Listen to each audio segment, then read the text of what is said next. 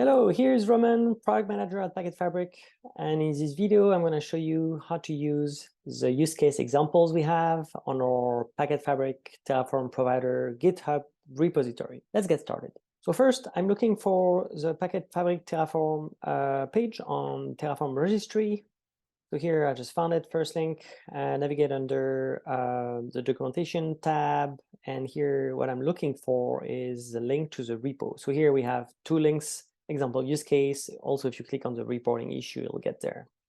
So here we end up on that page under the example use case folder. We list all the different use cases. Come back often and see if there are new ones or updating ones. We do update them quite often. And just to show you an example, clicking on the first one, each use case contains useful links, things to know before you begin, prereq, and detailed instruction on how to use the use case. So here I'm going back on the main page and under code, I will copy that URL, which I will be using in order to clone the repository and use those examples. So here I'm on VS Code, which is a really cool IDE I like to use, but you can use whatever you like. I just open and create a new folder. And then from that folder, this is where I'm going to clone the repository, we were just showing earlier. So here under terminal, I'm going to open a new terminal here. It could be PowerShell if you're a Windows user. And here I'm just showing a couple prereq. You need Git. You can download easily. Look in the description. I've got links, and as well Terraform. And here I'm just doing this very simple git space clone space, and then the URL I just copied from the GitHub page. And then you can see all the repo got copied locally on your laptop. And here I just navigate under the same folder we were looking at earlier on the web, example use cases.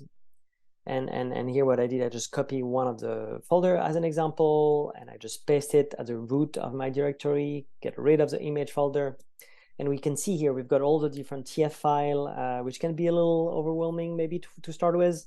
So in order to kind of like take it step by step, what I recommend is to create an empty folder. Here I call it TMP. And then I'll select pretty much everything and drag it into that TMP folder. So I do that because what happens is Terraform only will read and use the TF file where you run the Terraform in it, and when you run the Terraform plan or Terraform apply, right?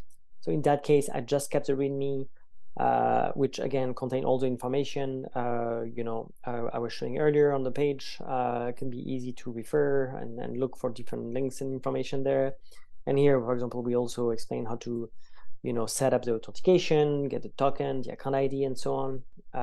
But here, what I'll do, the idea is to drag and drop and only do pieces by pieces, right? Step by step. So here I just drag the provider.tf and the random.tf. Random.tf, it's just used to get a random value, which I'll use to name the different object I'll create with Terraform. What I'll do as well here, in my example, all the use case have variables files, because we isolate the code between, the actual code, the Terraform code, and the variables, which allows you to essentially use the same code with different environment, dev, prod, for example. So here I'm back on the terminal. I just cd into the directory, Cloudwater, AWS, Google, which is one of the main use cases we have. And you can see here, I've got all the TS files. So again, Terraform will only look at those. It's not going to look at the Terraform file we have under TMP. So here I do the Terraform init. We'll look and download all the different providers I have defined in my provider.tf. And step by step, here I'll pick one file, the cloudwater.tf, and drag it into that main folder here. And then here's the definition of the resource we just added. And then you can do a Terraform plan, Terraform apply, which will go and look for what's been added, and then it will tell you, what needs to be added or removed. And again, step by step, once I've done that, I'm going to go ahead and drag another file, right? So I take the AWS VPC for an example, and then again, do the Terraform Terraform plan, and then Terraform apply. So, the idea is to build up step by step. And when you're very confident, you can obviously take all the different files, all the different components you need to deploy your infrastructure, and then do the Terraform plan and Terraform apply all at once. But I think this approach, specifically when you want to build something from scratch, and start doing something customized to your own environment. It's good to do it step by step, and I think that approach is pretty nice. All right, that's it. Thank you so much. If you have any questions, feel free to reach out or drop anything in the comments here of the video. Thank you for watching.